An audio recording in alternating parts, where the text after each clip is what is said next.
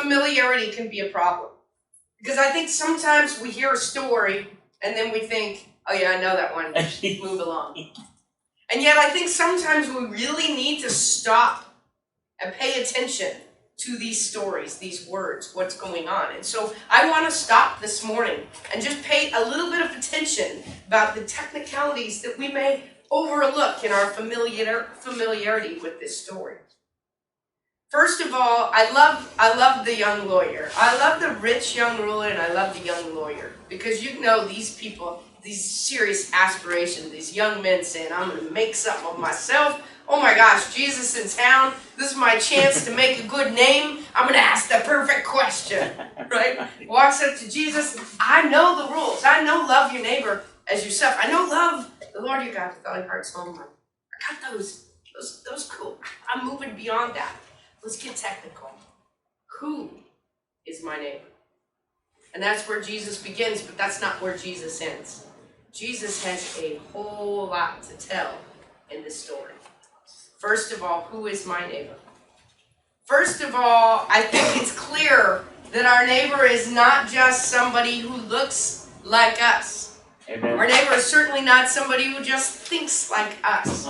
Jesus makes a point of not talking too much about the man who fell into the hands of the robbers, but very much talking about the people who I think he would expect to come along and do something about it. The priest, holy man, the Levite. Sometimes we hear Levite, don't even know what that means. And that's like a priest on steroids. That's somebody who has to do the whole holiness code. That is, it's like saying the priest came along and then the Pope came along and crossed the road. Or it's like saying Sharon was walking down the road and she crossed the road and then Troy Perry came down the road and he crossed the road. It's like upping it a notch.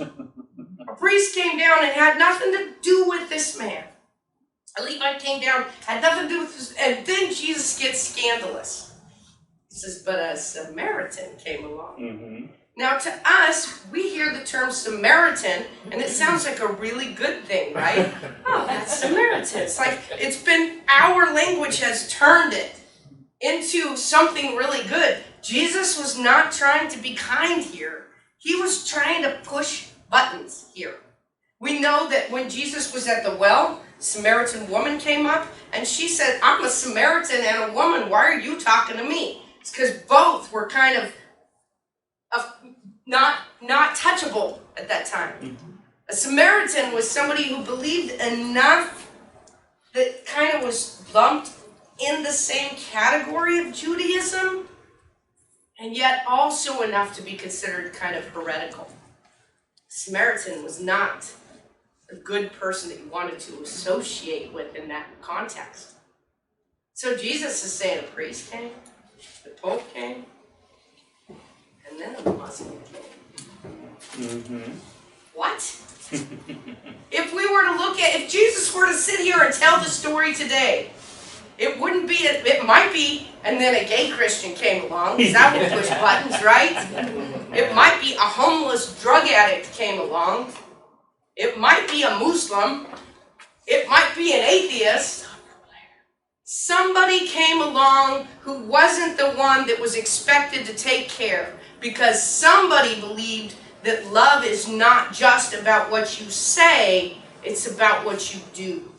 It's not just about who you claim God is, but it is who God is living through you. Amen. And that's what Jesus was trying to get at. Who is my neighbor? Every single person in or out of need is your neighbor. That's not the question. The question is, what are you going to do about it? See, Jesus wasn't saying too much about who. He wasn't answering the question. He was going beyond it. You have been called to love every single person. It's not about who's in or who's out. You know what I notice is not said there? The Good Samaritan, as we've come to know him, the compassionate Samaritan, however we want to say it. He didn't say, shame on that person for being where he had no business being. on that road all alone. He was just asking for it. It's not my problem that his life choices have led him to this place on the side of the road. Never said that. He didn't say, oh, yeah, you have a completely different belief system than I do. I can't help you. I give you a little literature. I send you down the corner. I can't. I'm busy. He said, he was walking down the road. He had to be on the way to something, right? I read somewhere, it says, in all three accounts, they were coming down to Jericho, which means they were coming from Jerusalem, which probably means they were coming from church, no less. Oh, hello. How easy is it sometimes to get all up in our spiritual self? Oh, what a wonderful church service that was. I can't be bothered with that need right now because my spirit is high. How powerful to see there is somebody in need and I am called to love that person. Not with my mouth, but with my feet. Not with my mouth, but with my hands. Ooh, now I'm going to get scandalous. Not with my mouth, but with my ride. Not with my mouth, but with my money. See, who is everyone, but how is with what you have, with the resources that God has given you. And let me tell you, you can't love in a distance. You can't really love like God has called us to love at a distance. Love is close proximity. Love is putting hands on in a good way. Love is saying, I see that wound, let me bandage it. You can't do that at a distance. You can't do that with thoughts and prayers. You have to make your prayers have action.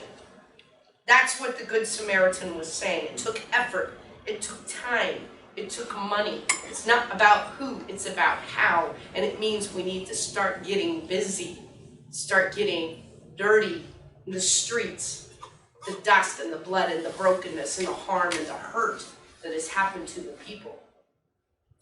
I was reading a book called The Time Is Now by Joan Chittister. You get, oh my goodness, I'm just saying, pick it up if you have a chance. And in this book, she has like between 2 pages, and I'm flipping the quotes. But anyway, we use a standard that does not really describe the truly spiritual person in the Judeo-Christian tradition. It is little more than camouflage for religious comfort, making a spa out of the religious life, for confusing a feel-good following of Jesus with the hard work of tending to the world. And then she had put, we cannot see injustice and say nothing or do nothing. Not if we are really to be authentically spiritual rather than simply pious actors in the game called church. That's like, that is what Jesus was saying. Why are you even asking this question? There are needs. There are people who are hurting. And I've been looking at this scripture this week, and I've been watching the news. Yeah, right? Who is our neighbor? Could it be the broken spirits at the border? I heard a 17-year-old boy interviewed, and I don't have a clue what he was, I mean, I have an idea, but he was speaking in Spanish, and I don't know Spanish. Jesse, I'm going to work on that. But he was speaking in Spanish, and his heart was so broken. And later, the interpreter didn't interpret it word for word, but just the reporter said that he was coming to the United States with sincere belief that he would receive asylum. And now he's locked up. And he was saying, I don't know what I'm going to do. And he was just, you could hear the pain in his voice. Who is our neighbor, and what are we going to do about it? I turned on the news this morning and I heard that the president called out women who are saying that they have been sexually abused or threatened or harassed in one way or another. Called them out as the perpetrators, not the victims. Who is our neighbor and what are we going to do about it? I went and stood in line yesterday to do recycling. I was trying to help Ellen and Susie out, and then I got really tired and left because the line was not moving. Sorry, Ellen and Susie. But as I stood there, I heard two men, and I will say, in my perspective, white, privileged men, saying, how ridiculous is it that they have to put no hypodermic needles? I'll tell you, it shows what kind of people line up here. Wow. Who is our neighbor, and what are we going to do about it? That has to be our question. Because if we're here just to sing and feel good and come down from Jerusalem into Jericho and walk across the street, you need to think differently about what God is calling us to do. It struck me that just like the familiarity of the parable itself, we have become familiar with the problems of society to such an extent that we don't feel the need to even notice them, much less address them. I believe that in telling this story, Jesus was saying, well, we need to wake up. Who is your neighbor? Just open your eyes, you'll see him. The need is out there. It's not a great mystery. We just need to love out loud. I wanted to play this video that I found this is one issue of homelessness, but I think that you could put any other broken person in the place. You could see us there as the priests and the Levites. And what I'm asking us to do is be the Samaritan.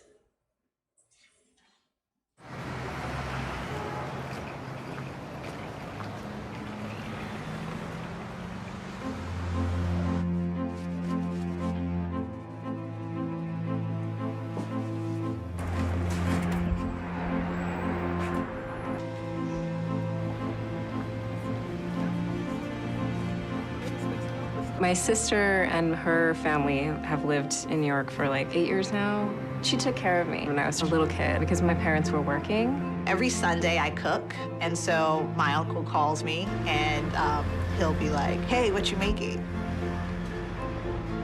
Nobody meets in bars anymore, but I met my wife in a bar, and 34 years later, still working.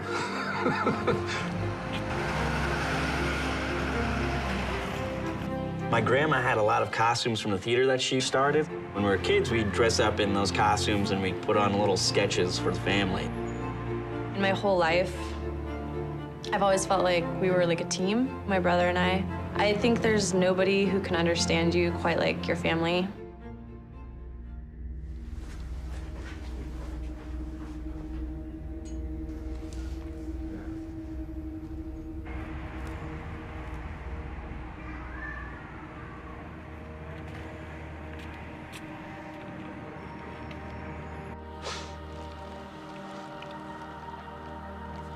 That's my cousin.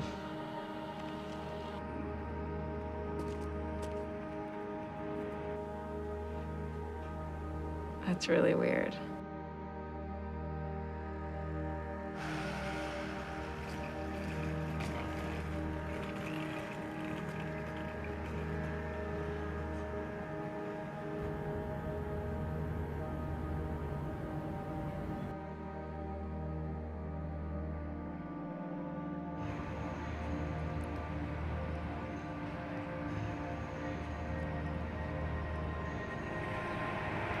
She ain't even look.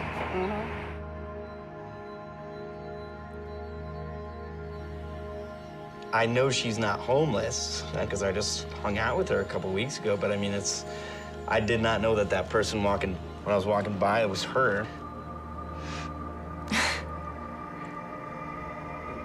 It's, when things are a lot more real than you expect, so.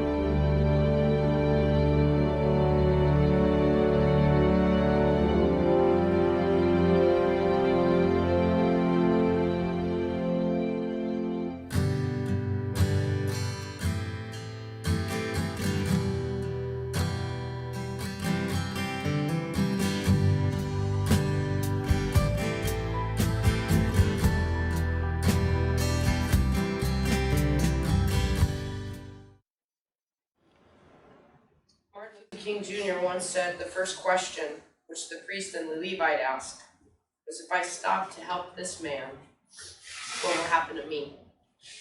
But the Good Samaritan reversed the question. He said, if I don't stop to help this man, what will happen to him? I would encourage us to even reverse it one more time. See, if we don't stop to help the needs, what will happen to us? Who is our neighbor? What are you going to do about it?